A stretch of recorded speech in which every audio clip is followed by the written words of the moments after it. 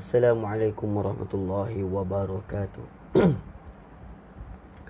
Bismillahirrahmanirrahim. Alhamdulillah wassalatu wassalamu ala sayyidina Muhammad wa ala alihi wa sahbihi ajma'in. Allahumma salli ala sayyidina Muhammad wa ala alihi wa sahbihi wa baraka wasallam. Alhamdulillah dipertemukan lagi kita pada hari ini. Kelas ini adalah kelas Khamis pagi, kelas mingguan kita. Kelas mingguan kita Khamis pagi. Setiap hari Khamis pagi di dalam kelas asas tajwid kita, yang permulaan asas tajwid. Alhamdulillah, moga-moga Allah berikan keberkatan terhadap kelas kita pada pagi ini, insya-Allah. Baik tuan-tuan dan puan-puan yang dirahmati Allah Subhanahu Wa Taala. Jadi hari ini kita dah masuk pada 7 hari bulan 5. Telah masuknya pada hari ini 14 Ramadan 1441 Hijrah, ataupun dah masuk pada hari yang ke-14 kita berpuasa pada hari ini. Bermakna apa? Bermakna kita dah masuk ke separuh. Kita dah masuk kepada separuh daripada bulan Ramadan. Pejam celik, kita dah separuh daripada bulan Ramadan.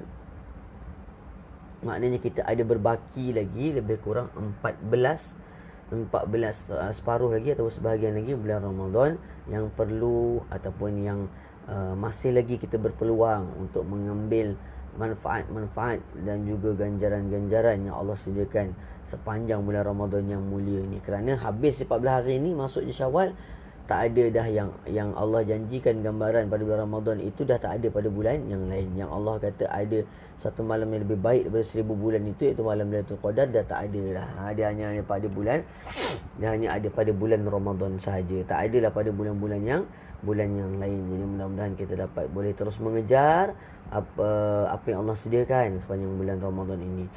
Masih lagi kita berkesempatan, walaupun berbaki lagi 14 hari, kita tetap masih lagi berkesempatan.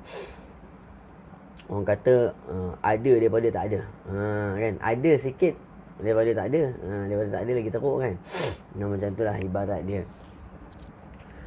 2 minggu yang berlalu yang telah kita lalui, Ramadan 2 minggu yang pertama, kita doa banyak-banyak supaya Allah terima, supaya Allah terima segala amalan kita yang kita lakukan, ibadah yang kita lakukan, kebaikan yang kita lakukan, sedekah dan sebagainya sepanjang bulan Ramadan 2 minggu Ramadan yang dah berlalu ni. Semoga Allah terima. Kita doa banyak yang itu.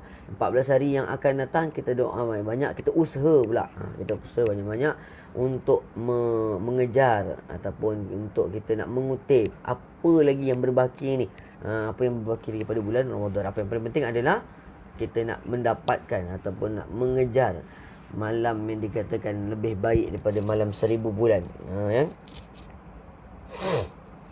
Tanazzal malaikatu wa ruh fiha bi idzni rabbihim min kulli masa tu malaikat-malaikat semua turun ke langit-langit dunia, ya. Sampai daripada malam sehingga ke waktu subuhnya. Itu antara kelebihannya lah. Malam Lailatul Qadar dia lebih baik daripada malam 1000 bulan. Jadi mudah-mudahan kita cuba, kita kejar sama-sama, kita cuba cari sama-sama, ya. Berbaki 14 ataupun 2 minggu Ramadan yang terakhir ni, yang terakhir ni, insya-Allah. Kita mudah-mudahan Allah terus berikan kita kesihatan dan keselamatan, umur yang panjang, umur yang berkat untuk sama-sama kita mengharungi bulan Ramadan kali ini. Alhamdulillah. Baik tuan-tuan dan puan-puan yang dirahmati Allah Subhanahu Wa Taala. Jadi sekali lagi saya ulang, ini adalah kelas mingguan kita Khamis pagi. Kelas mingguan Khamis pagi, setiap hari Khamis 9 pagi. Dah pun masuk ke dalam buku tajwid ataupun buku hijau kita tu, buku tajwid minggu lepas, tapi minggu lepas baru pelajaran pertama, kerana minggu lepas baru pengenalan. Jadi hari ini insya-Allah kita nak sambung pelajaran tajwid kita. Tuan-tuan, kalau ada buku tajwid boleh keluarkan buku tajwid, boleh buat ulang-ulang kaji, kan. Boleh buat revision sikit tajwidnya yang pernah kita belajar tu. Baik, jadi hari ini, pagi ini, insya-Allah kita nak sambung tajwid kita pada minggu lepas dalam pelajaran yang seterusnya, iaitu pelajaran yang ke 2. Sekejap, pelajaran kedua. Ya, pelajaran kedua. Kita akan tengok pelajaran yang kedua. Semana yang ada buku boleh keluarkan buku. Tak ada buku tak ada masalah, InsyaAllah boleh tengok di sini ya. Baik. Baik tuan-tuan dan puan, jadi mana ada buku boleh buka muka surat 2. Tajuk dia pelajaran 2. Pelajaran 2 tajuk dia makhraj huruf. Makhraj huruf. So pada pagi ni insya-Allah kita nak cuba mengenali ataupun kita nak cuba teroka. Kita nak cuba teroka tentang makhraj huruf ataupun dalam bahasa Melayunya tempat keluar huruf. Kan? Makhraj huruf maknanya tempat keluar huruf. Waalaikumsalam. Puan Jamilah, Puan Azizah Osman, Puan Supiahli, alhamdulillah. Waalaikumsalam saya ucapkan. Tumpang sama-sama, tak ada masalah ya. Okey. Jom kita pergi ke pelajaran yang kedua, makhraj huruf, untuk pelajaran asas tajwid kita. Tapi sebelum tu jom sama-sama kita mulakan kelas kita dengan baca umul kitab Al-Fatihah. A'udzu billahi minasy syaithanir rajim. Bismillahirrahmanirrahim. Alhamdulillahi rabbil alamin. Ar-Rahmanir-Rahim. Maliki yaumiddin. Iyyaka na'budu wa iyyaka nasta'in.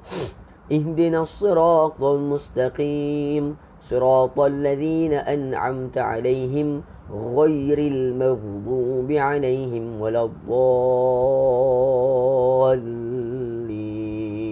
Amin. Bismillahirrahmanirrahim. Allahumma iftah 'alaina hikmataka wa anshur 'alaina min khaza'in rahmatika ya arhamar rahimin. Rabbi shrah li sadri wa yassir li amri wahlul 'uqdatam min lisani yafqahu qawli walhamdulillahi rabbil alamin. Baik, yang bersama dengan kita insya-Allah ini adalah kelas Khamis pagi, kelas asas tajwid, buku hijau Al-Baghdadi, asas tajwid. Dan hari ini insya-Allah kita nak masuk pelajaran baru iaitu pelajaran 2, tajuk dia makhraj huruf. Makhraj huruf maksud dia tempat keluar huruf. Tempat keluar huruf. Baik, sebelum kita pergi kepada pengkhususan apa itu makhraj itu sendiri, apa yang terdapat di dalam makhraj huruf, insya-Allah kita rungkai dulu. Kenapa kita perlu belajar makhraj huruf? Kenapa kita perlu belajar tempat keluar huruf? Baik. Keunikan bahasa Al-Quran, tuan-tuan dan puan, keunikan bahasa Al-Quran iaitu bahasa Arab. Antara mukjizatnya adalah dan juga antara undang-undang kita nak baca Quran adalah kita perlu tahu bagaimana ingin mengeluarkan sesuatu huruf hijaiyah ataupun sesuatu huruf Al-Quran itu, iaitu huruf hijaiyah lah, alif sampai ya tu kan. Kita perlu tahu di mana terletaknya setiap huruf tersebut di dalam bahagian makhraj huruf tu. Bahagian-bahagian makhraj huruf. Kat mana letaknya? Adakah diletak dekat anggota mulut ke ataupun anggota hidung ke, dan sebagainya lah. Nanti kita akan tengok satu persatu insya-Allah. Baik. So kenapa kita nak tahu? Tu di antara kehebatan Al-Quran adalah kita kena tahu macam mana nak sebut alif. Kita kena tahu macam mana nak keluarkan huruf ba. Ba keluar kat mana? Dan kita kena tahu macam mana huruf jim nak dikeluarkan. Dekat mana jim tu dikeluarkan? Dekat anggota mana jim tu keluar? Kalau kita belajar bahasa Melayu ataupun kita belajar ABC, kita tidak diberatkan sangat. Betul. Kita tidak diberatkan sangat sampai tahap kita kena belajar A keluar dekat mana. A keluar dekat mulut ke? Huruf B keluar dekat mana? Keluar kat tekak ke? Kita tak belajar sampai tahap macam tu. Tak ada belajar. Janji ada keluar B, tak kira lah bunyi B tu macam mana. Janji orang faham itu B lah. Begitu. Tapi bahasa Al-Quran ataupun huruf Arab ini, terutamanya bahasa Al-Quran lah. Bahasa Al-Quran kita tak boleh disamakan seperti mana kita sebut bahasa Melayu. Seperti mana kita sebut abjad ABC. Huruf Melayu, huruf ABC lah, huruf ABC. Kita tak boleh samakan. Kan? Sebab dia tak sama. Hakikatnya, contoh kita ambil, kita ambil contoh huruf ta. Baik, huruf ta. Huruf ta ada dia kalau kita belajar makhraj huruf, dia ada tempat keluar dekat mana kan huruf ta. Hujung lidah letak dekat belakang gigi atas. Lebih kurang itulah, letak belakang gigi atas, di situ huruf ta.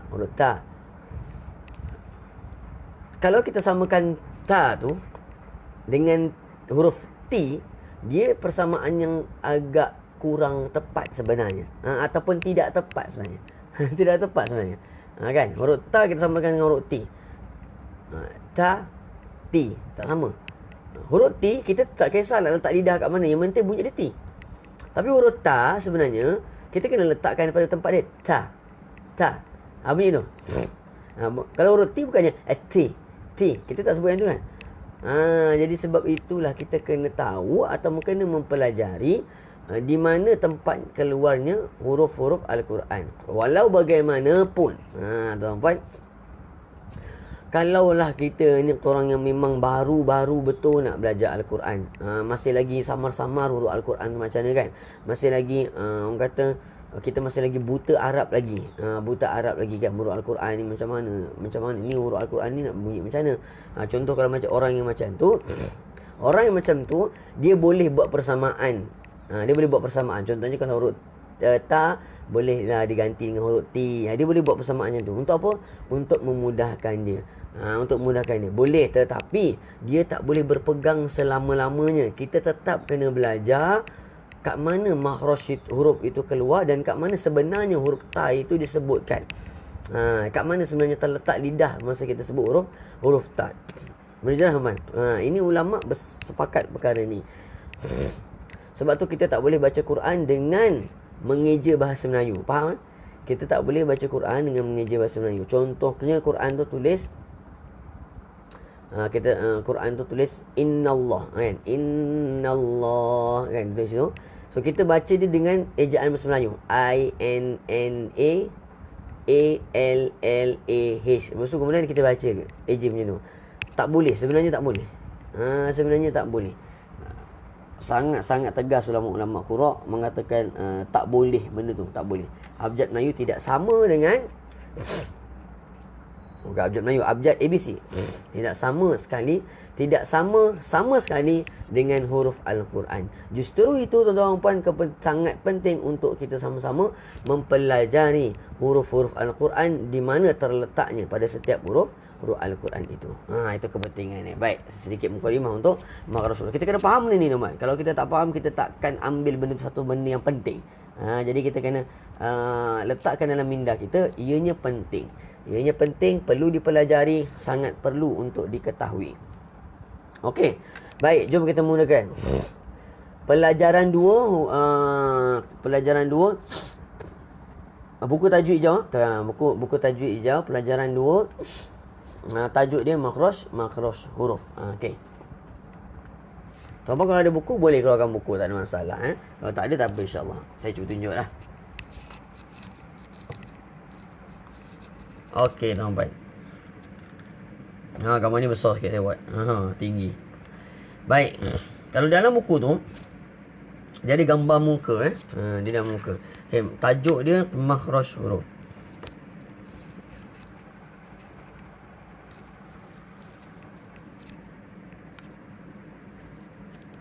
Allah. Sekejap teman ya.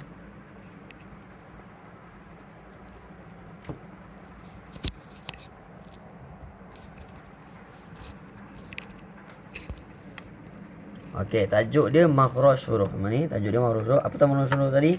Makhraj huruf bermaksud tempat keluar. Tempat keluar huruf. Tempat keluar huruf. Okey, kalau kita tengok dekat buku, kalau ada buku masing-masing, boleh tengok buku masing-masing lah ya. Kalau tengok dalam buku Al-Baghdadi ni, dia ada sediakan gambar muka. Ya. Ada sediakan gambar muka, dan juga ada nombor-nombor dia. Ada nombor dia. So kita akan tengok satu persatu lah. Okey, yang pertama sekali kita tengok nombor yang satu. Nombor pertama Baik, nombor pertama di sini. Baik, huruf hijaiyah ada 29 tuan-tuan. Huruf hijaiyah ada 29 termasuk dengan alif. Jadi di dalam 29 huruf ni, setiap huruf dia ada rumah dia sendiri. Dia ada rumah dia sendiri. Dia ada tempat keluar dia maksudnya. Dia ada rumah dia sendiri. 29 huruf ni dia ada rumah dia yang tersendiri, yang perlu untuk kita tahu kedudukan dia, kedudukan rumah dia. Okey, jadi kita tengok yang pertama. Rumah yang pertama, kalau dalam buku ni rumah yang pertama dia tunjuk anak panah ke muka ke gambar bibir. Okey, ni bibir. Bibir atas dan juga bibir bawah. Okey, kita kena tahu bibir kita ada dua, atas dan bawah. Makhraj huruf yang pertama ini adalah makhraj dua bibir. Ya? Dua bibir. Kena cakap jelas-jelas dua bibir, supaya kita tahu dua-dua bibir terlibat. Dia bukannya salah satu saja. Dua-dua bibir terlibat. Sama ada atas atau bawah, ataupun kedua-duanya sekali. Dua bibir. So ada huruf yang keluar dekat sini. Yang kita akan tengok nanti. Makhraj yang pertama dia berlaku dekat bibir. Bibir mana? Untuk mengenali makhraj huruf ni, kita kenal dulu dia punya persempadanan dia. Okey, kita tengok. Bibir, di mana persempadanan bibir? Bibir kita berada dekat depan ni, yang warna merah ni, yang kita letak gencu tu, kan? Yang orang perempuan letak gencu tu, itulah bibir. Selebihnya kalau masuk dalam sini dah bukan bibir. Selebihnya kalau dah sampai ke atas tempat tumbuh-tumbuh misai tu bagi orang lelaki tu, itu bukan bibir. Selebihnya kalau dah sampai ke bawah ni, tempat janggut-janggut yang keluar ni, itu bukan bibir. So bibir, senang ceritanya, saya boleh bagi tahu mudahnya, bibir itu adalah biasanya kalau orang perempuan pakai gincu, itulah bibir. Sepanjang orang perempuan pakai gincu tu, kan, sepanjang itulah namanya bibir, dan sepanjang itulah huruf-huruf bibir akan keluar. Boleh jelas sepanjang itulah huruf-huruf bibir itu akan keluar. Huruf-huruf bibir ni tak akan keluar melebihi sempadan bibir itu sendiri. Dia tak akan keluar dekat dalam sikit. Dia tak akan keluar dekat tempat tumbuh misai tu. Dia tak akan keluar dekat bawah daripada bibir ni, kat area dagu tu, dia tak keluar situ. Dia akan keluar pada sempadan bibir saja. Jelas mana? Jelas saya cerita detail sikit lah. Sebab kita kena tahu. Kadang-kadang kita tahu tapi kita letak tempatnya tu salah. Sebab kita tak tahu mana bibir, kita tak tahu mana yang namanya mulut, kita tak tahu mana yang namanya macam-macam lagi dah. So kita akan tengok. Okey, jelas bibir? Okey, kalau jelas komen jelas ya. Kalau tuan-tuan kurang jelas, typekan soalan kat situ, insya-Allah. Kalau saya baca ni, saya cuba jawablah. Kalau boleh jawab, saya cuba jawab. Okey, itu yang pertama, iaitu dua bibir. Okey, kita tengok nombor yang dua. Okey, nombor 2 sini.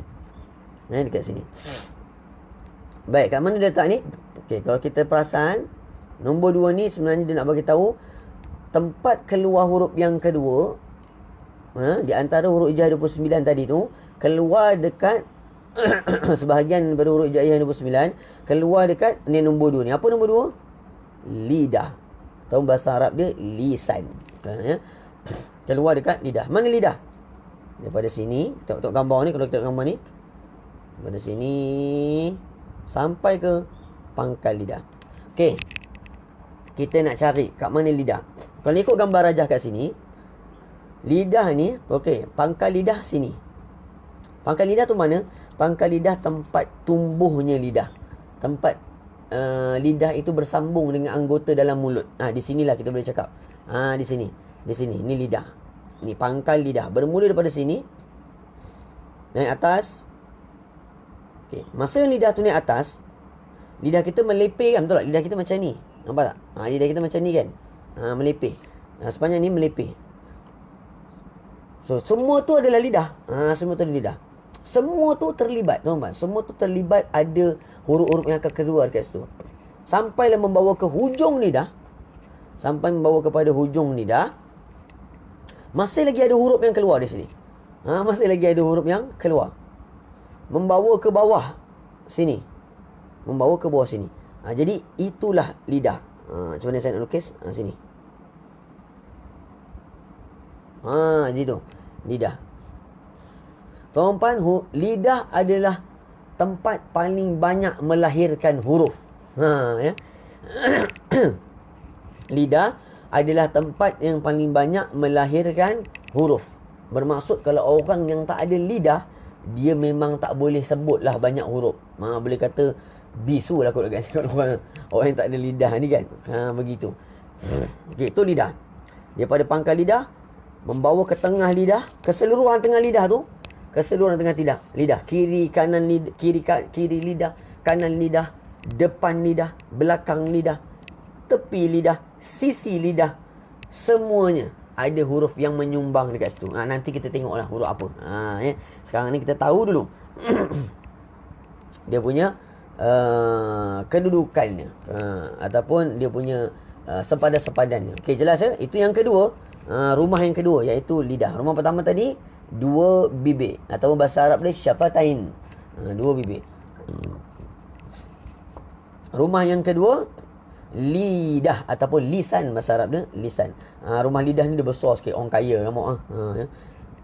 Banyak adik-beradik dia ni. Rumah lidah ni banyak adik-beradik dia dalam tu.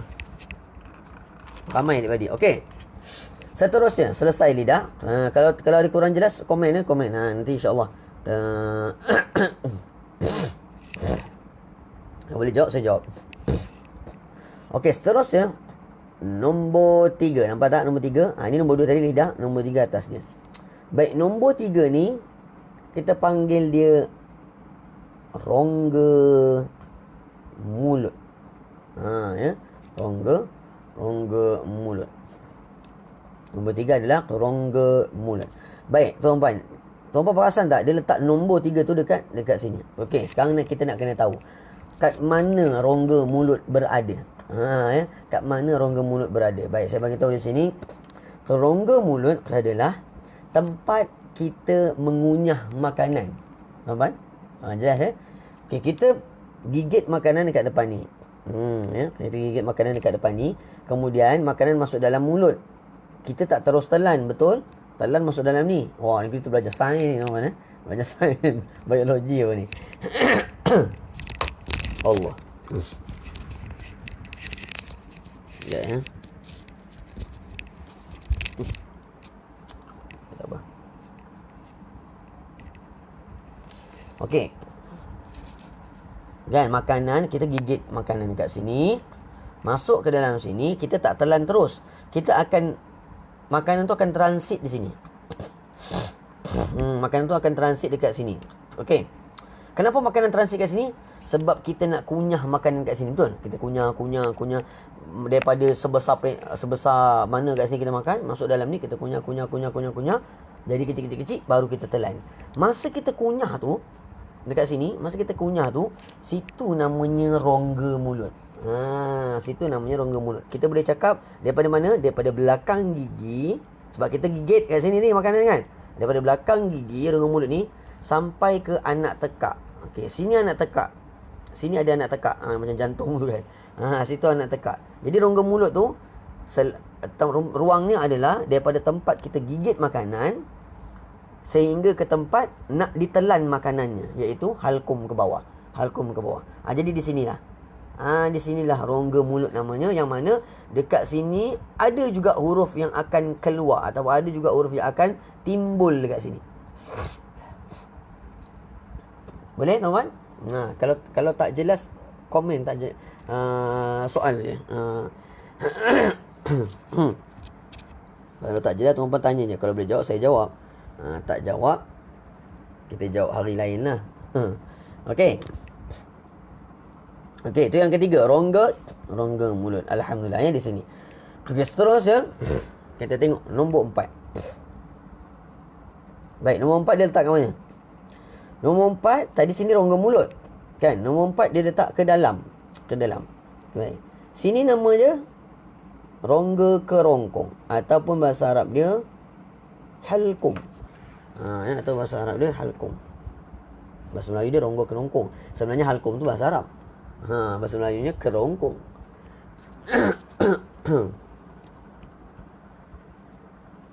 Okey. Jadi nombor 4 ni Rongga kerongkong. Baik, kita nak tahu pula kat mana kerongkong ni wujud. Kat mana kerongkong ni berada. Baik, tadi kita kata tempat kunyah makanan nombor 3 di sini sampai ke anak tekak. Okey, katalah sini anak tekak. Anak tekak kita apa? Anak tekak ni hak yang macam jantung dalam mulut kita yang bergoyang-goyang tu kan. Kalau kita tengok iklan dulu-dulu tu, macam tu lah. Di situ lah anak tekak. Okey, jadi yang nombor 4 ni, halkum ni, kerongkong ni, dekat mana sempadan dia? Sempadan kerongkong ni bermula daripada ni anak tekak sini. Bermula daripada anak tekak membawa ke bawah. Membawa ke bawah. Membawa ke bawah sampai dekat kalau kita pegang leher kita macam ada kalau macam apa? Macam ada biji halkum tu kan. Dia sampai ke area situ. Sampai ke area bawah tu. Sampai ke area bawah tu. Dia tak sampai ke dada teman. Ya. Daripada anak tekak dia sampai ke lebih kurang leher ni. Leher ni. Dia tak sampai ke dada sini, tak sampai. Dia tak sampai ke sini. Dia tak sampai ke sini ya. Dia tak ada sampai ke perut lagi, dah jauh, tak sampai situ. Kat situlah kerongkong. So di situ, di kerongkong tu ada juga huruf yang keluar. Sampai dekat kerongkong ada huruf yang akan keluar di situ tuan-tuan. Nanti kita akan tengoklah huruf apa. Okey, itu yang keempat, kerongkong ataupun halkum. Baik, terus kita pergi yang kelima. Baik, kelima apa dia? Dia letak kat mana ni? Dia letak dekat atas mulut. Kelima. Baik, kelima ni adalah tempat keluar huruf yang kelima adalah hidung. Jadi ada huruf yang keluar dekat hidung, atau bahasa Arab dia khayshum. Hidung ataupun bahasa Arab dia khayshum. Baik, unik tuan-tuan, bahasa Arab atau bahasa Al-Quran, dia ada huruf yang keluar dekat hidung. Tuan-tuan kita pernah tak belajar abjad bahasa Melayu ABC, ada di cikgu bagi tahu bunyi ni kena keluar dekat hidung? Tak ada kan? Tapi bahasa Arab dia ada keluar dekat situ. Ada huruf yang keluar dekat hidung. Keluar dekat hidung. Hidung tu mana? Rongga hidung khayshum, rongga hidung. Maknanya dia bukan keluar dekat sini. Bukan keluar dekat apa? Lubang hidung ni. Bukan keluar macam tu. Dia dekat dalam ni, rongga. Dia rongga. Mulut dengan hidung kan berakhir dengan satu saliran, betul tak? Betul tak? Betul tak? Bagi tahu saya kalau saya salah kan. Hidung nak pergi ke bawah, mulut nak pergi ke bawah, dia akan berjumpa ke satu saluran. Sebab tu kalau kita tersedak minum, kadang-kadang air keluar kat hidung. sebab dia satu saluran. Sebab itu bunyi tu boleh keluar di hidung. So kita jangan pelik sebab tu bunyi tu boleh keluar dekat hidung. Tapi hidung ni limited lah. Sangat limited huruf yang keluar dekat hidung. Sangat limited. Tak semua. Tapi ada huruf yang keluar dekat hidung. Okey, boleh jelas teman-teman? So semua sekali ada berapa? Semua sekali ada 5 tempat keluar huruf yang 29 ni. Maknanya 29 huruf hijaiyah ini keluar pada 5 ni. Sebahagian ada keluar kat nombor 1 ni, sebahagian ada keluar kat nombor 2, sebahagian ada kat nombor 3, sebahagian ada kat nombor 4, sebahagian ada kat nombor 5. Bukannya 29 huruf ni keluar dekat nombor 1, 29 keluar dekat nombor 2, 29 huruf keluar dekat nombor 3. Bukan yang tu. Dia pecah-pecah lah. Dia pecah-pecahnya, sikit dekat sini, sikit dekat sini, sikit dekat sini, sikit dekat sini, sikit dekat sini. Begitu. Semuanya dicampur-campur ada 29 huruf yang keluar di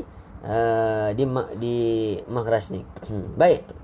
Kesimpulan tuan-tuan, tempat keluar huruf hanya ada 5. Sepakat ulama berpendapat dah disepakati tempat keluar huruf hanya ada 5 di sini sahaja. Jadi kita tuan-tuan jangan mana-mandai ada huruf keluar dekat telinga lah, keluar dekat kepala lah, keluar dekat tangan lah. Ya. Kita buat macam ni. Tu huruf A. Tak boleh tu. Tepuk tangan kata itu huruf B. Dia tak ada, dia tak keluar dekat tangan, dia tak keluar kat mana. Dia hanya keluar pada 5 tempat A. Ya, so kita dah belajar, pastikan kita alert. Kita peka kepada 5 tempat huruf tersebut. Okey, jelas teman-teman. Kalau jelas cuba komen jelas. Kalau ada soalan, bagi soalan insya-Allah. Cuba utarakan soalan insya-Allah. Boleh jawab, kita cuba jawab. Sebelum kita berpindah ke pelajaran seterusnya. Baik, ini baru makhraj huruf ya. Ini pengenalan ni lah makhraj huruf. Okay, jadi sekali lagi saya ulang. Yang pertama, bibir, syafatain, lidah, lisan. Yang ketiga, rongga mulut. Yang keempat, rongga kerongkong. Yang kelima, khayshum ataupun hidung. So ada 5 saja tempat keluar huruf tuan-tuan. So senang tak? Senang ke senang? Senang saja. Senang je. Semua dekat je. Dia punya anggota-anggota dia semua dekat-dekat je. Baik, boleh ya?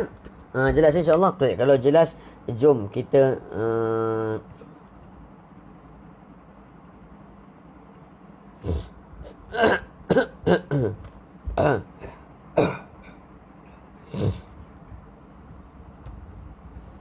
kita pergi ke muka surat atau pelajaran yang seterusnya.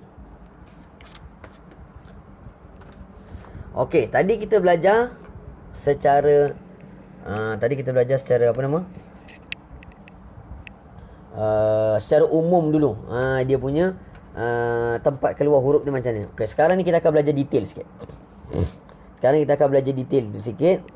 Kita akan detail macam mana? Kita akan tengok huruf apa yang keluar tu. Huruf apa yang ada dekat bibir, huruf apa yang ada dekat lidah, huruf apa yang ada dekat rongga mulut. Kita akan tengok di situ pula lebih detail lagi ya, insya-Allah.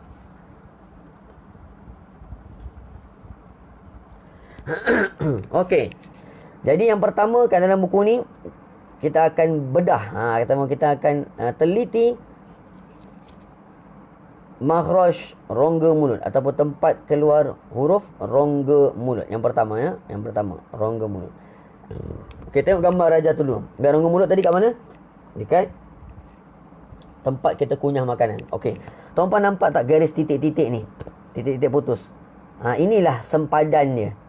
Inilah sempadan makhraj huruf rongga mulut. Inilah sempadan rongga mulut. Maknanya rongga mulut tu berlaku daripada belakang gigi, ni gigi, belakang gigi, terus membawa ke anak tekak. Sini anak tekak. Bawa ke anak tekak. Di sinilah. Di sinilah ada huruf yang akan keluar. Iaitu rongga mulut. Okey, jelas ya? Situ, di sini. Dia tak keluar depan, dia tak keluar belakang. Tak keluar hidung, dia keluar di sini. Okey, hurufnya apa? Kita tengok huruf dia pula. Huruf yang keluar di situ yang pertama alif, waw, ya. Okey, jom kita demo sama-sama. Okey teman-teman, cuba sebut sama-sama kat rumah. Alif. Kita sama-sama. Alif. Alif. Waw. Ya. Okey, sekali lagi teman-teman. Tuan-tuan puan-puan, sebutkan huruf ini dengan cuba merasai atau mencuba hayati. Betul tak tuan-tuan sebut huruf 3 huruf ni alif waw ya ni keluar dekat rongga mulut tadi? Keluar kat rongga mulut. Betul tak? Cuba perhatikan betul tak? Tuan-tuan sebut alif waw ya tu betul tak keluar kat rongga mulut ataupun dekat dalam ni ataupun dekat hidung? Cuba. Cuba sekali lagi. Sebut. 1 2 mula. Alif. Alif. Waw. Ya. Ikut sama-sama. Ya. Waw. Alif. Saya tahu. Mungkin sebahagian tuan-tuan Mungkin sebahagian tuan-tuan merasa ada sedikit pelik. Sedikit pelik apa? Mungkin kita rasa betul ke dekat rongga mulut ni? Macam mana nak rasa kan? Macam mana nak rasa? Okey. Huruf alif waw ya ni dia keluar kat rongga mulut tu dalam keadaan macam mana? Dia dalam keadaan vokalnya keluar. Okey, saya tunjuk sekejap Baik, huruf alif waw ya dia keluar dekat rongga mulut kita ni di sini. Sini rongga mulut kita ni, ya. Ni tempat kita kunyah makanan. Tu. Situ dalam ni dia keluar melalui lorong dia. So kita tak terasa lidah bergerak ke apa ke, tak terasa sangat. Sebab apa? Dia keluar lorong dekat lorong kita kunyah makanan tu. Keluar apa? Keluar vokal. A, wa, ya. Alif, waw, ya. Nampak tak? Dia tengah lalu. Apa dia punya vokal tu daripada kotak suara, vokal tu keluar dekat rongga mulut. Itulah maksud makhraj dia keluar kat situ. Faham tak? Memang kita tak rasa pun lidah kita bergerak ke, rasa kat hidung ke, memang kita tak rasa. Sebab apa? Sebab dia huruf rongga mulut. Dia huruf rongga mulut. Jadi huruf tu keluar melalui rongga mulut ni. Wow, kan? Alif, alif, ni keluar macam tu. Boleh jelas tak? Jadi macam tu lah cara kita nak merasa. Cara tu. Macam tu cara kita nak merasa untuk makhraj yang pertama ni. Makhraj yang pertama iaitu rongga mulut. Jelas? InsyaAllah. Okey. Okey, itu yang pertama tadi tuan-tuan. Rongga mulut. Ada 3 huruf je. Alif, waw, ya. Ingat ya, ada 3 huruf je. Alif, waw, ya. Rongga mulut. Jadi alif, waw, ya ni akan keluar di antara sini je. Alif, waw, ya. Dia antara situ je.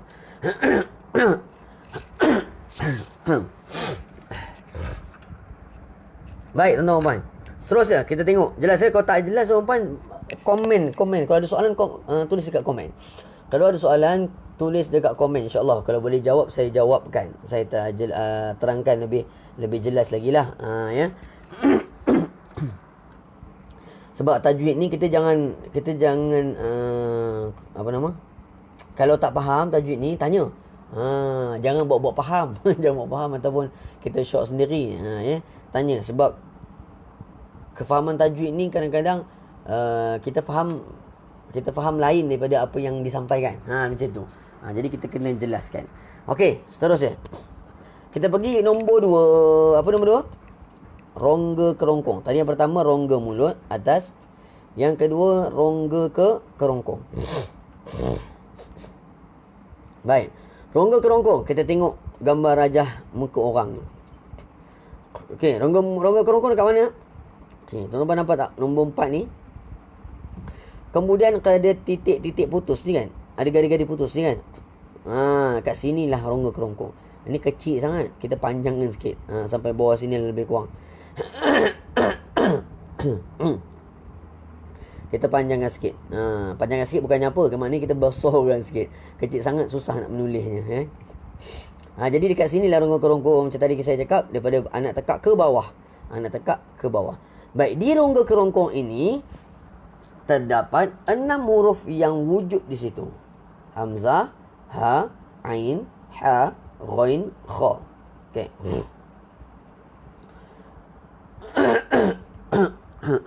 6 huruf ini dia keluar melalui halqum kita. Dia keluar melalui halqum tuan-tuan. Dia keluar dekat sini. Keluar dekat halqum. Okey, kita tengok yang pertama. Yang pertama huruf hamzah. Cuba sebut sama-sama. Hamzah. Ha. Hamzah. Yang pertama hamzah. Baik, hamzah. Okey, kita tengok halqum. Hamzah dia keluar pada halqum yang paling bawah. Hamzah. Halqum yang paling bawah. Maknanya kita sebut dia macam menekan ke dalam, ke bawah. Hamzah. Dia menekan ke bawah. Dia halqum yang paling dalam. Okey. Kemudian yang kedua huruf apa? Ha. Huruf ha sama dengan hamzah. Halqum yang paling bawah. Okey, hamzah dengan ha sama, duduk satu rumah, dia berada pada tingkat yang paling bawah. Rumah flat yang paling bawah, apartment yang paling bawah. Ya, hamzah dengan ha ni. Jadi bila kita sebut hamzah dengan ha, kita perlu menyebut dia agak ke dalam sikit, ke dalam. Kita menuju ke dalam perut kita. Ha. Hamzah. Ha. Okey, cuba 1 2 mula. Hamzah. Ha. Rasa dekat tak? Selalu saya kalau demo dalam kelas, saya ajak peserta-peserta untuk rasa sama-sama. Macam mana letakkan kita punya jari ni dekat halqum kita. Dekat halqum kita letakkan. Lepas tu kita sebut huruf tersebut. Kalau ada rasa pergerakan dekat situ, maknanya insya-Allah betul lah tu. Okey, sekali kita sebut. Okey, begini teman. Jari letakkan dekat halqum kita, dan kemudian kita sebut tadi tu hamzah dengan ha di halqum paling bawah kan. Okey, cuba sebut. 1 2 mula. Hamzah. Ha. Hamzah. Ha. Kita akan rasa halkum kita ataupun dekat kerongkong ni dia macam bergerak macam tu. Ya? Hamzah. Ha. Dia bergerak macam tu. Dia bergerak macam tu. Dia beralun sedikit. Kalau kita beralun sedikit, insya-Allah betul lah tu kedudukannya.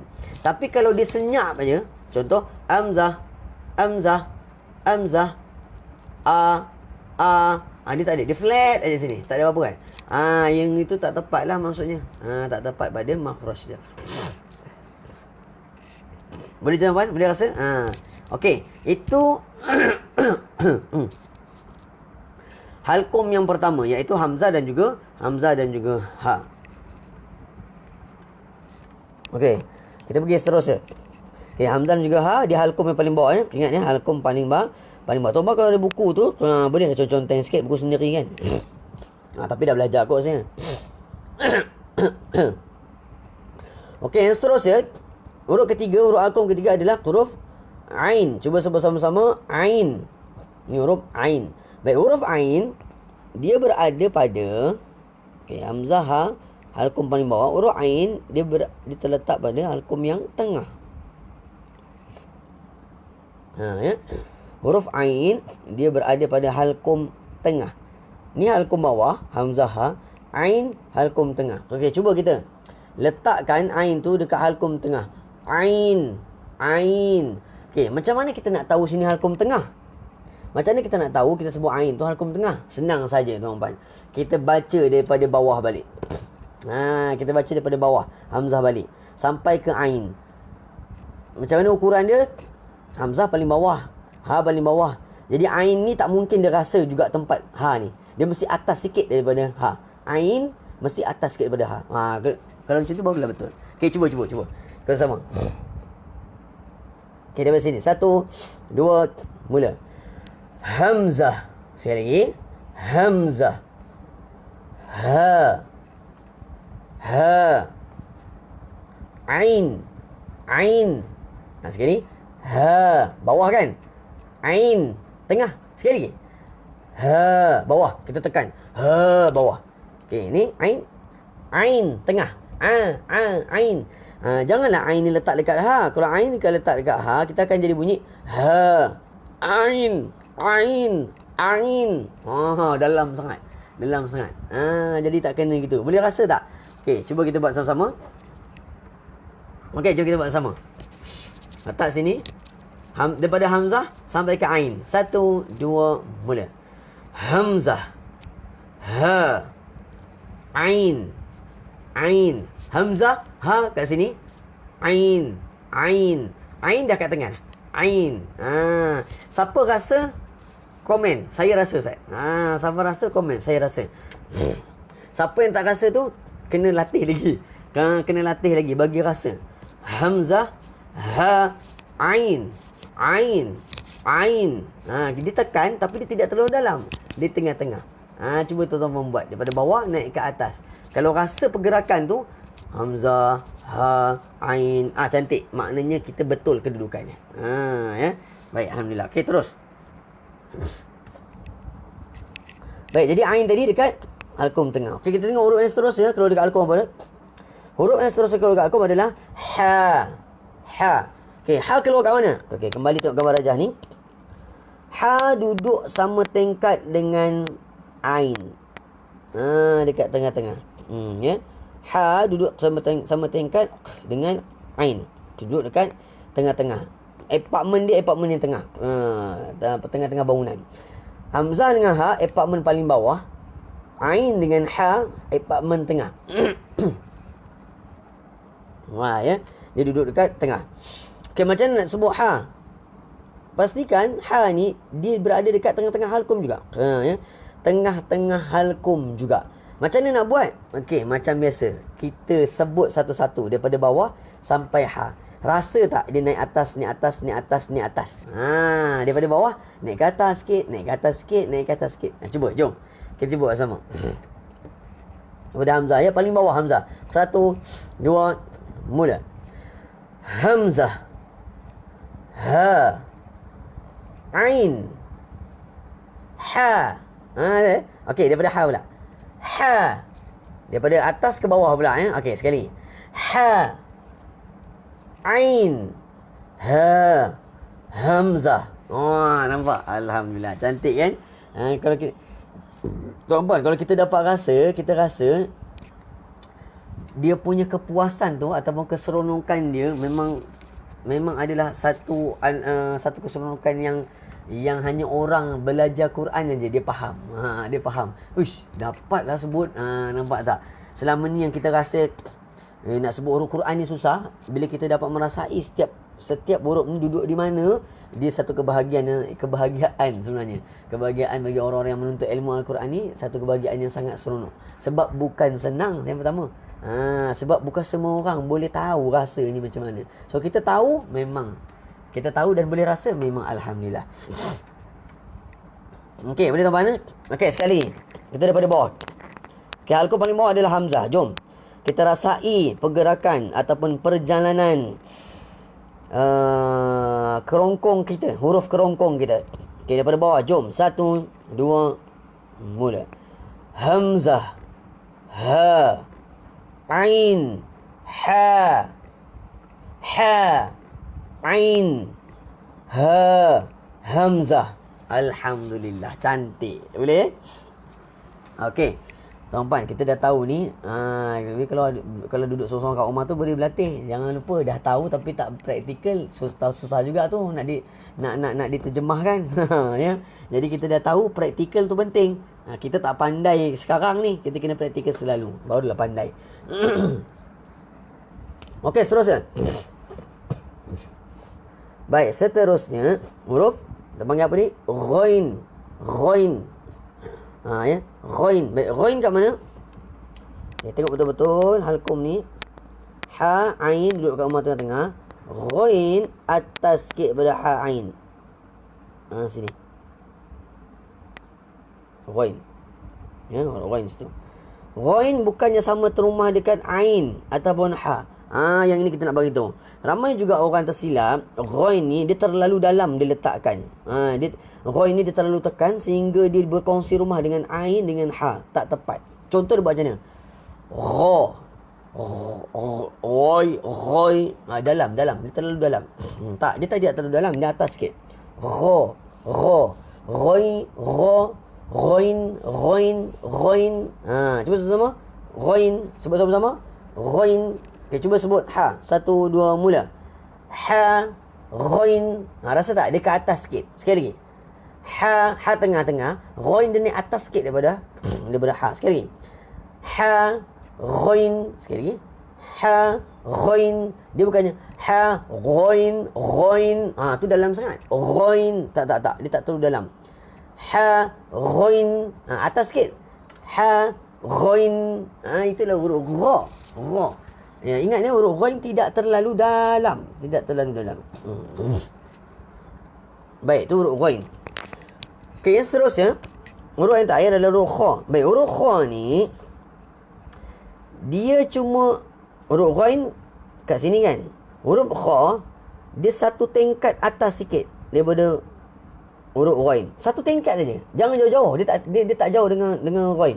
Dia cuma atas sikit aja. Ataupun huruf ghain ini dia huruf yang sangat dekat anak tekak kat sini. Dia dekat dengan anak tekak kat sini. Dia huruf yang paling dekat. Huruf ghain tadi dia tak dekat sangat dengan anak tekak, belum dekat lagi. Huruf kha lagi dekat dengan anak tekak. Okey, dia cuma atas sikit saja. Kha atas sikit je dengan ghain. Atas sikit saja. Okey, cuba ya. Okey, cuba kita rasakan dua ni dulu. Tiga ni. Okey, cuba ya. Okey, kita sebut sama daripada ha. Tengah-tengah halqum dulu. 1, 2, mula. Ha. Sekali lagi. Ha. Ghain. Kha. Kha. Ghain. Ha. Sekali lagi. Ha. Ghain. Kha. Kha. Ghain. Ha. Rasa tak? Dua ni dia tak jauh sangat. Ya. Tak jauh sangat, hampir-hampir dekat sama. Tapi tak sama. Hampir-hampir sama tapi tak sama, ya. Apa ni tuan-tuan? Oh, belajar makhraj huruf ni pagi-pagi time puasa ni mendatangkan kehausan tuan-tuan. Mendatangkan kehausan. Patut ni kena belajar malam ni. Patut ni kena belajar malam barulah boleh minum. Memang kalau belajar huruf tuan-tuan, memang haus tuan-tuan. Tak percaya tanyalah. Kalau orang belajar kat kelas tu, kalau belajar kat kelas dengan saya, lagi dah kita sebut banyak kali kan. Memang kehausan. Kalau tak bawa air memang rugi dah. Tapi ni puasa dah pula ya, tak boleh lah. Sakit tekak kita nak rasa bunyi-bunyi dia tu kan. Tapi seronok sebenarnya. Okey, dapat sampai sini? Baik tuan-tuan dan puan, jom kita sama-sama rasai pengalaman pengembaraan perjalanan huruf halkum bermula daripada bawah sampai ke atas. Jom ikut sama-sama dengan saya. Saya nak tuan-tuan pun rasa macam mana saya rasa juga. Rasakan dia punya pengembaraan huruf tekak tu. Ataupun huruf halkum tu. Ya. Kalau rasa memang kita seronok. Kita akan seronok. Okey, jom kita rasa daripada bawah ya. Okey, sedia tuan-tuan. Daripada bawah naik ke atas. Ikut sama-sama. 1, 2, mula. Hamzah, ha, ain, ha, ghain, kha. Daripada atas. Kha, ghain, ha, ain, ha, hamzah. Boleh tuan-tuan? Sekali lagi, jom. Sekali lagi daripada bawah. Hamzah, ha, ain, ha, ghain, kha. Daripada atas pula. Kha, ghain, ha, ain, ha, hamzah. Alhamdulillah. Dapat. Kalau dapat komen dapat. Kalau dapat komen dapat. Kalau tak jelas bagi tahu ustaz kat mana tak jelas. Insya-Allah kita cuba jelaskan lagi ya. Baik, di situ adalah untuk huruf kerongkong. Jadi huruf kerongkong ada berapa? Ada 6. Okey. Tadi yang pertama huruf rongga mulut ada berapa? 3. Alif, waw dan ya. Yang kedua rongga kerongkong ada 6 huruf yang keluar dekat kerongkong. Jadi pastikan tuan-tuan, dia ikut turutan sebenarnya ni. Ni nombor 1, nombor 2, nombor 3, nombor 4, nombor 5, nombor 6. Dia daripada bawah, bawah, tengah, atas sikit, paling atas. Dia ikut turutan tu. Jadi tuan-tuan kalau nak rasa latih kat rumah, nak rasa, tuan-tuan ikut turutannya. Ikut turutan dulu. Kita nak berlatih mula-mula nak belajar, ikut turutan dulu supaya kita rasa Alhamdulillah. Jadi cantik. Okey. Itu rongga kerongkong. Jom kita masuk satu lagi. Makhraj huruf yang seterusnya iaitu lidah. Lidah mana tadi? Tengok nombor 2 ni. Lidah tadi yang kita dah bincangkan. Ini yang sini sampai ke pangkal lidah ni. Ataupun sampai dekat anak tekak tu, bawah dia ada pangkal lidah, bawah dia tu pangkal lidah lah. Bawah pangkal lidah. Okey, huruf lidah ada banyak. Huruf lidah ada. Lidah adalah huruf makhraj, tulis kat ruang komen. Makhraj lidah adalah makhraj yang paling banyak huruf keluar. Sekali lagi saya ulang. Makhraj lidah adalah makhraj yang paling banyak. Paling banyak huruf keluar. Paling banyak huruf keluar. Sebab apa? Sebab itulah kita bercakap ni, lidah adalah penyumbang besar bagi membentukkan bunyi-bunyi huruf lidah. Jadi sebab tu kalau orang tak ada lidah, memang dia 90% dia tak boleh bercakap. Kalau orang tak ada lidah kan, tak ada lisan ni. Sebab itulah huruf-huruf Al-Quran banyak keluar kat lidah. Ada banyak. Di antara 5 makhraj huruf tadi, lidah adalah conquer lah senang cerita. Lidah menguasai kebanyakan huruf hijaiyah. Okey. Baik. Tapi di sini bahagian lidah yang pertama kita nak bincangkan bermula daripada pangkal lidah. Kita nak bincang bermula daripada pangkal lidah. Okey. Kita umpan tanda. Ni dua ni adalah pangkal lidah. Pangkal lidah. Apa pangkal lidah? Lidah paling belakang tadi. Lidah yang dekat-dekat anak tekak.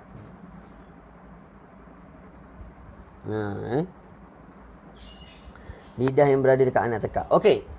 Dua-dua ni pangkal lidah. Tapi ada perbezaan dia. Pangkal lidahnya ada perbezaan. Okey, kita tengok huruf yang pertama.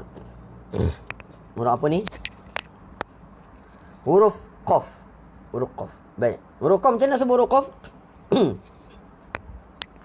Baik, kita tengok gambar ni. Tuan-tuan puan, nampak tak gambar lidah ni? Ni nombor 2 kan? Lidah. Nampak tak? Ni lidah dia. Ni lidah. Baik, lidah huruf qaf macam mana kita nak sebut? Nampak tak belakang lidah?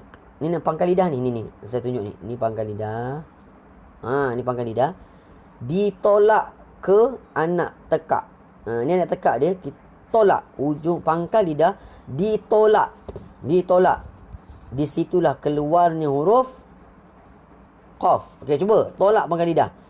Dan keluarkan huruf qaf. 1, 2, mula. Qaf. Tolak dulu. Qaf. Macam tu. Sekali lagi. Tolak dulu.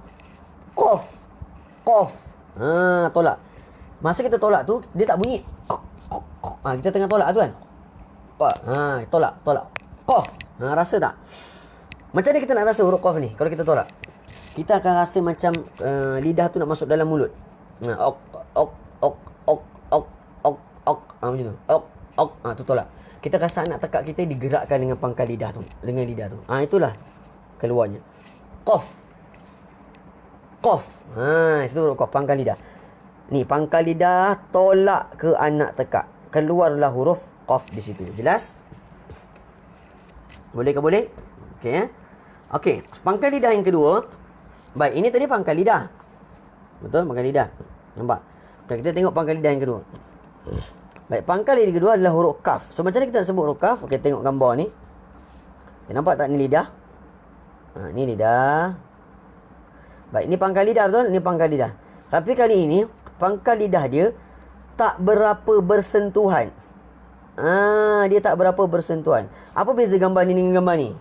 Tuan-tuan boleh tengok kat buku. Apa beza gambar ni? Baik, huruf qaf, pangkal lidahnya menekan. Nampak tak ni? Ni. Pangkal lidah menekan dekat belakang anak tekak dia. Adapun huruf kaf, pangkal lidah dia tidak menekan. Tu nampak tu? Dia macam ada ruang sikit. Dia pangkal lidah juga, tapi dia macam ada ruang sikit. Dia tidak menekan sangat. Jadi kat situlah keluarnya huruf kaf. Jadi sama kaf. Lembut je. Apa huruf dia? Kaf. Yang sini kita tekan belakang dia. Qaf. Tekan. Yang sini kaf. Nampak tak? Sini kita tekan qa. Rasa tak? Qa tolak ke dalam. Qa. Yang ni tak payah tolak. Ka, letak aje. Yang ni kita letak aje. Pangkal lidah ni letak aje. Jadi bunyinya ka. Begitu teman. Baik, boleh teman. Senang ke senang? Senang aja kan? Sangat senang. Kalau kita belajar, sangat senang. Jadi, tuan-tuan puan, mana mungkin huruf qaf dengan huruf kaf ini sama sebutannya. Kan? Kita baca Sadaqallahul azim. Tak tepat tu. Tu huruf kaf. Sadaqah. Kan? Kita baca Sadaqallah. Tak jadi. Situ kita letak je hujung lidahnya. Pangkal lidahnya tu. Qa. Kena tolak pangkal lidahnya. Sadaqah. Tolak. Sadaqallah. Baru betul. Nampak tak tuan-tuan? Jelas tak? Ya.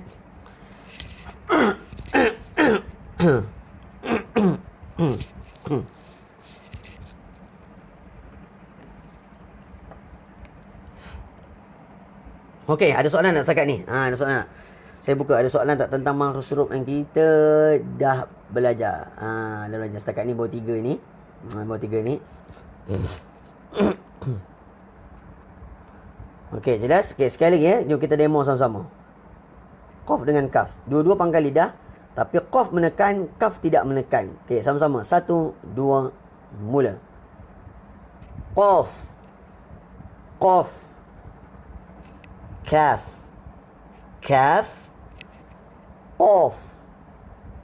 Tekan. Kaf. Tak tekan. Kaf, pangkal lidah kita letak saja. Qaf, pangkal lidah kita menekan. Menekan ke belakang. Dia tolak kuat.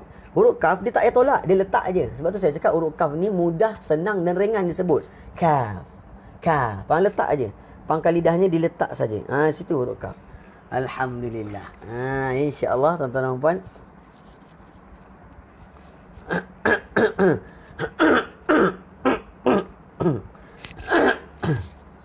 Tuan-tuan belajar Marah Rasul ni tak boleh minum air. Jenuh juga ni.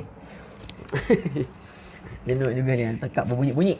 Okey tuan-tuan, jom kita baca daripada mula balik daripada atas. Kita mulakan dengan rongga mulut. Alif waw ya. Okey, kita sebut sama-sama. Rongga mulut.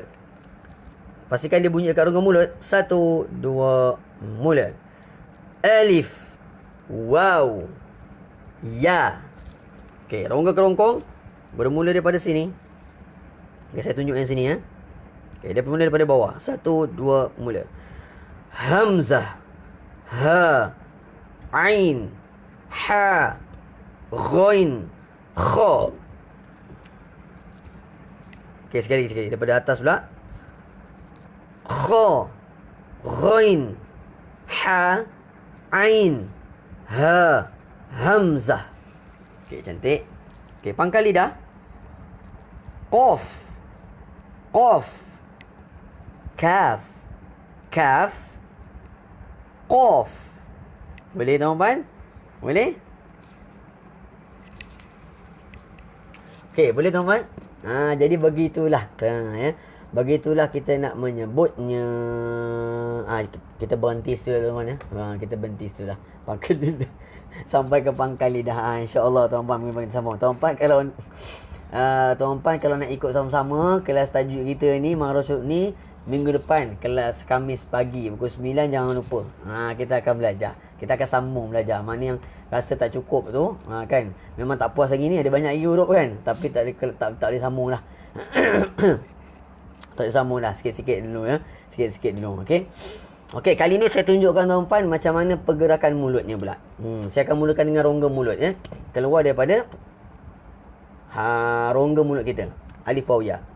Tuan-tuan boleh ikut sama-sama dekat rumah ataupun perhatikan macam mana saya buat. Alif waw ya. Rongga kerongkong daripada bawah. Hamzah, ha, ain, ha, ghain, kha, kha, ghain, ha, ain, ha, hamzah. Rasa? Okey, seterusnya pangkal lidah. Qaf, qaf, tekan. Kaf, letak. Sekali lagi. Kaf, letak. Qaf, tekan. Qaf, tekan. Kaf, letak. Alhamdulillah. Boleh ke boleh tuan-tuan? Alhamdulillah. Kalau boleh, komen boleh insya-Allah. Jadi kita berhenti dulu dah tuan-tuan di situ Panjang lagi tu. Kalau kita nak sambung lagi, panjang lagi. Tekak pun dah haus dah ni. Ya. Sekejap lagi nak talaki lagi. Kena simpan sikit suaranya tuan-puan ya. Baik, jadi tuan-puan yang dirahmati Allah Subhanahu Wa Taala, insya-Allah kita berhenti dulu pada bahagian lidah situ insya-Allah.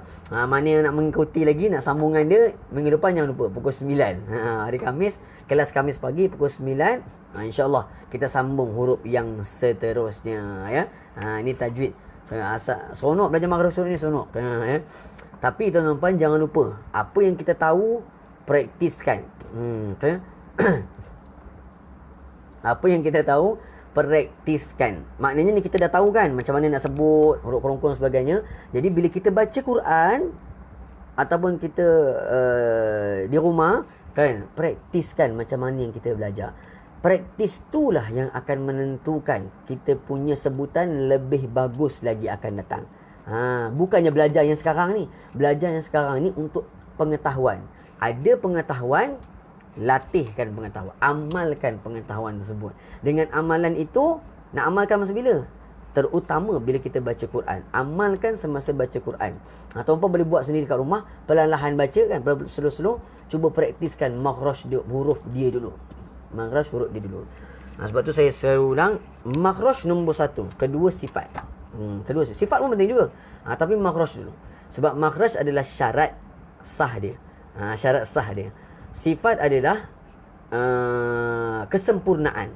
Sifat adalah kesempurnaan. Makhraj, syarat sah kita nak sebut setiap huruf yang hijaiyah yang 29. Sifat huruf, kesempurnaan huruf hijaiyah tu sendiri. Kesempurnaan. Maknanya kalau sifat huruf tu kita dapat, huruf tu jadi cantik.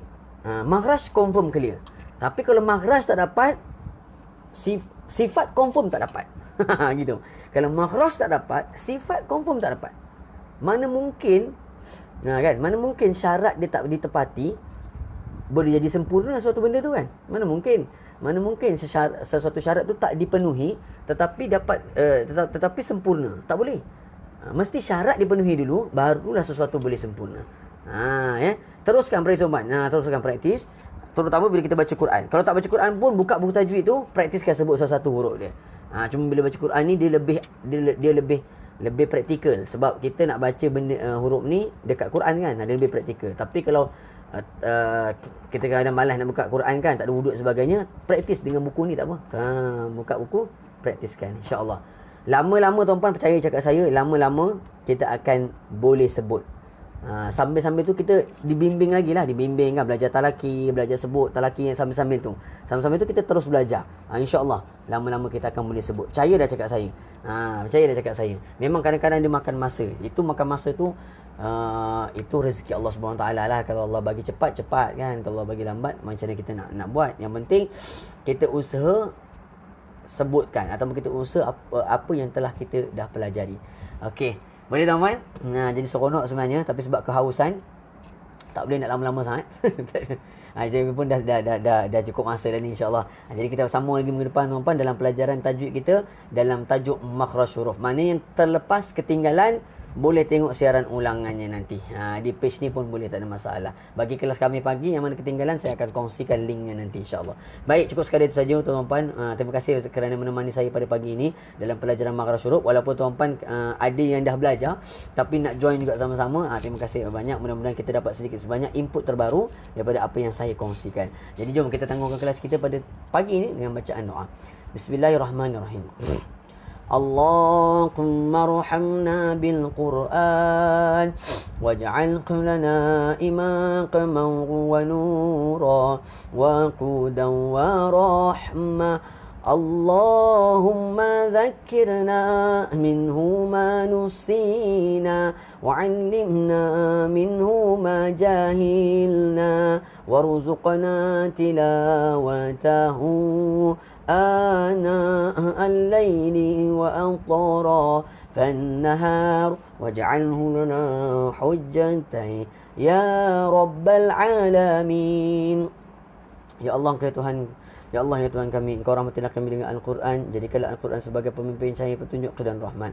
Ya Allah, ya Tuhan kami, ingatkanlah kepada kami apa yang kami telah dilupakan daripada ayat Al-Quran, dan ajarkanlah kepada kami daripada Al-Quran apa yang belum kami ketahui lagi. Dan berikanlah kepada kami kemampuan membacanya sepanjang malam dan siang, dan jadikanlah Al-Quran itu hujah bagi kami untuk menyelamatkan kami pada akhirat kelak nanti. Ya Allah, wahai Tuhan sekalian alam, Engkau kabulkanlah segala permintaan dan doa kami semua. Amin amin ya rabbal alamin. Jadi yang baik semua datang daripada Allah Subhanahu Wa Taala. Lemah kurang itu semua datang daripada saya sendiri. InsyaAllah tuan-tuan dan puan, kita jumpa lagi dalam kelas mingguan kita Khamis pagi tajwid pada minggu hadapan. Sekian saja. Yang baik sebenarnya Allah Subhanahu Wa Taala, lemah kurang itu semua kelemahan saya sendiri. Assalamualaikum warahmatullahi wabarakatuh.